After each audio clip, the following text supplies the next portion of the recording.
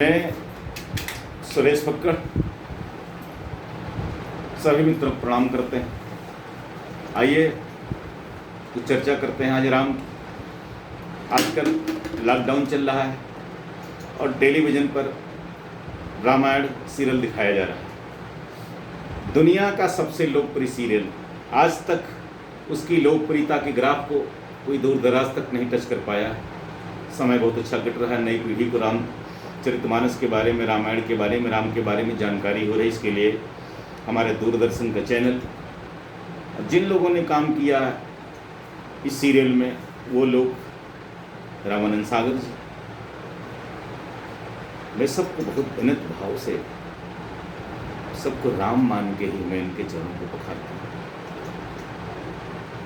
तमाम तरह की रामचरितमानस वैसे भी हो रहे हैं। कुछ बड़े विद्वान लोग जो है, हमारे कुछ बहुत बड़े बड़े कवि, अपने को मानने वाले, ऐसी टिप्पणियाँ कर रहे हैं रामचरितमानस से कि मैं उनकी विद्वता पर मुझे आश्चर्य होता। सबसे बड़ा सवाल तो रामचरितमानस पे ये उठाया जाता रहा, हमेशा उठाया जाता रहा, मैं भी पहले उठाता रहा है सवाल को, राम ने अग्नि परीक्षा क्यों लिया? ये तो नारी जाति का अपमान। आपने परसों सीरियल में जब देखा होगा, जब राम अग्नि परीक्षा की बात करते हैं, लक्ष्मण प्रतिरोध करते हैं और भाई के विरुद्ध लक्ष्मण का आक्रोश खड़ा हो जाता। पहली बार लक्ष्मण को इतना आक्रोशित होते देखा गया। उन्होंने राम से कहते मैं तुम्हारे विरुद्ध भी हो जाऊंगा इस कृत्य पर। और तब देखना राम ने कितने आत्मबल से कहा, लक्ष्मण, मुझ में और सीता में कोई अंतर नहीं। क्या तुम हम दोनों को अलग समझते हो? अरे हम एक ही हैं और मेरे जीवन में कोई ऐसा क्षण नहीं आया सीता जी मेरे दिल से निकली। सीता को कितना मानने वाला व्यक्ति नारी का अपमान कर सकता है? मेरे एक सुपुत्र हैं सरस आजाद, बहुत अच्छे अंग्रेजी के, हिंदी के लेखक हैं। मैं पुत्र जरूर, लेकिन बड़ा आदर करता हूं उनको। उन्होंने प्रश्न उठाया कि ये परीक्षा एकांत में ली जानी चाहिए। मेरे बेटे, कोई परीक्षा कभी एकांत में नहीं ली जाती। तुम्हारा बीटेक की परीक्षा हो और कह दिया जाए जाओ बेटा घर में एकांत में लिख लाओ, ऐसा कहीं होता है? इंटर की परीक्षा हो रही, जाओ एकांत में लिख लाओ। परीक्षा हमेशा समूह में होती, कमरे पे होती, जानी कितनी व्यवस्थाएं होती, सीटिंग अरेंजमेंट होता है, गार्डिंग लगती देखने वालों के लिए। तो अगर राम एकांत में अग्नि परीक्षा ले लेते, कौन विश्वास करता परीक्षा लिया कि नहीं लिया? राम ने जिन परिस्थितियों में परीक्षा लिया माँ जानकी की, इसको समझने के लिए राम बनना पड़ेगा आपको, भले ही एक दिन के लिए राम बने। अभी देखा होगा, सीता जब जमीन में प्रवेश करती, जीवन में राम का आक्रोश सबसे ज्यादा उसी दिन जागा था और उन्होंने धनुष पर अपना बाण चढ़ा लिया और उन्होंने कहा, जिसे सीता जमीन पर उसकी, आज मैं पूरी सृष्टि को विनाश कर दूंगा, मेरी सीता नहीं रही तो पूरी सृष्टि भी नहीं रहेगी। और तब देवी देवताओं ने प्रार्थना किया कि आज तो अब सृष्टि का निश्चित तौर पर विनाश हो जाएगा। तब राम माने। सीता जी को इतना मानने वाला व्यक्ति, सीता जी ने तो अग्नि परीक्षा 2 बार दिया, लेकिन प्रभु राम ने तो जीवन भर अग्नि परीक्षा दिया। चक्रवर्ती सम्राट सीता जी को वनवास देने के बाद जिंदगी भर उसकी चटाई पर लेटे पूरी रात सीता का जाप करते थे। राम मर्यादाओं का नाम है, राम एक संस्कृति का नाम है। नाम राम त्याग, तपस्या, अनुराग, विराग, और राम एक ऐसी आग का नाम है जो हर अंधेरे की छाती पर बैठकर राम नाम के हस्ताक्षर करती है। एक हमारे कई मित्र ने एक सवाल किया कि विभीषण कुलद्रोही है, ये कह रहे हैं। अनीति का विरोध करना कुलद्रोह होता है? अगर मेरा भाई दुराचार करने लगे, अगर मेरा पिता दुराचारी करने लगे, न्याय करने लगे, अनीति करने लगे और हम उसकी भक्ति में डूबे रहे, ये कहाँ का न्याय है? हमें अपने पिता के विरुद्ध खड़े हो जाने चाहिए। सच तो यह है, किसी का पति अगर दुराचारी हो जाए, निकम्मा हो जाए, तो उस पत्नी को, ऐसे पति की गर्दन काट लेनी चाहिए।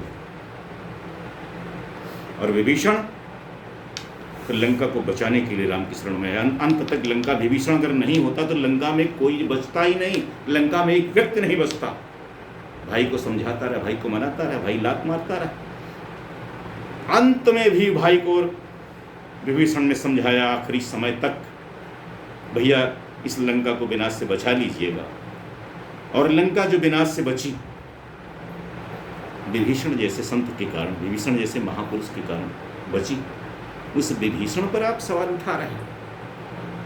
विभीषण ने कब त्यागा?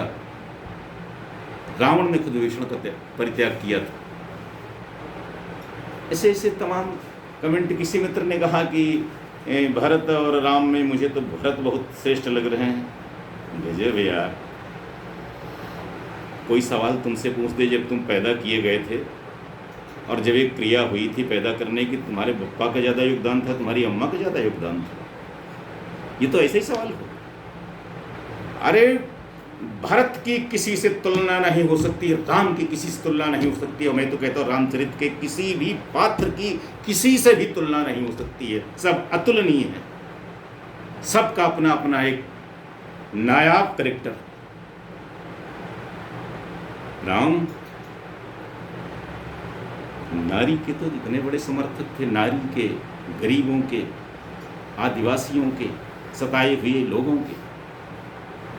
जीवन भर उन्होंने यही काम तो किया। जो राम सेवरी के जूठे बेर कितने प्यार से खा के बिल्कुल सम्मोहित हो जाते हैं सेवरी की भक्ति पर।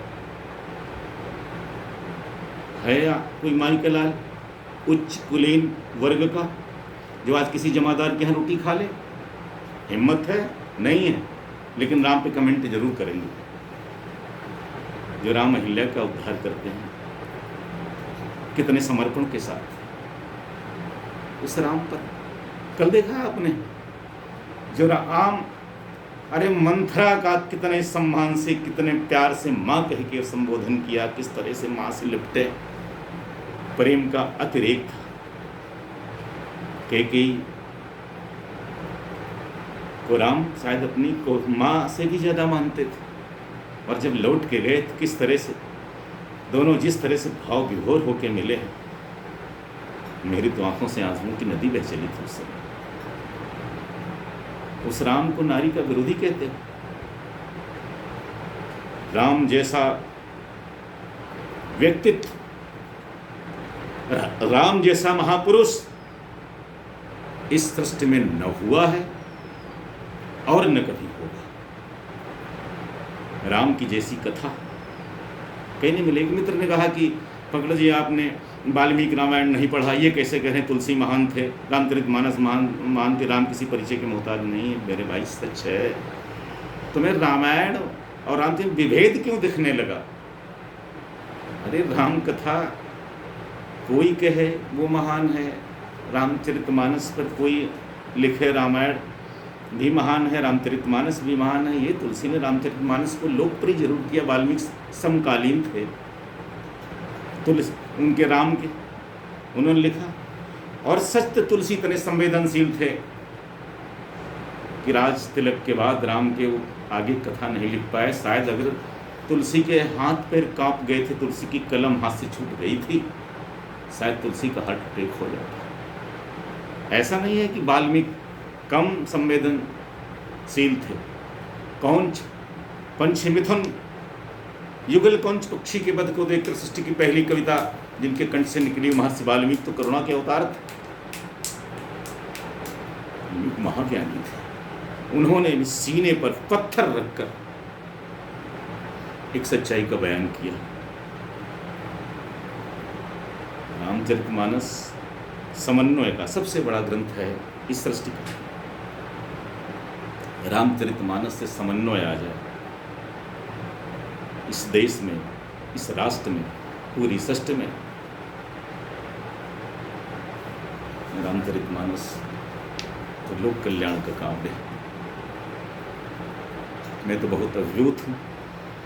और मेरे दोस्त, रामचरितमानस पे आपको विरोध करने का हक है, आप पे टिप्पणी करने का हक है, लेकिन इसके पहले आपको एक दिन राम बनना पड़ेगा। बोले एक दिन राम बन के दिखा दीजिएगा। और एक दिन नहीं, आप केवल 10 पलों के लिए राम बन जाए, आपकी सारी शंकाएं अपने आप निवारण हो जाएंगी। और राम बनने के लिए जो है काम, क्रोध, मोह, लोभ, मद, मत्सर, ईर्षा, सारी बुराइयों को आपको जीतना होगा। और मेरा जैसा पापी, मैं जीवन भर पाप ही किए मैंने, तो प्रभु जाने कैसे मेरा कल्याण करेंगे। फिर रामचरितमानस का बहुत विरोध करता रहा और खासतौर पर सरिता मुक्ता में पढ़ता रहा। हिंदू समाज की पत्र तुलसीदास निकालता, तमाम लोग इससे प्रभावित मैं भी करते समय था। लेकिन दोस्तों, कुछ दिनों से जब मैंने मौत को साक्षात्कार किया, 3 बार मौत मेरे पास आई, मुझे अपनी गोद में लेकर मुझसे पराजित होकर चली गई।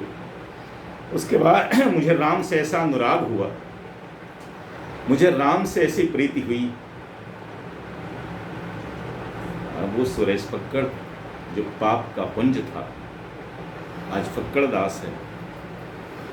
और प्रभु से एक ही प्रार्थना करते हैं, प्रभु से इस जीवन में सिर्फ इतना कर दो, आपके चरणों में मेरे पाप खत्म तो नहीं होंगे, कुछ कम पड़ जाएं, और राम कथा के लिए मेरा पूरा जीवन समर्पित हो जाए। इसी के साथ मैं सभी राम भक्तों को प्रणाम करते हैं। जय सिया राम, जय सीता।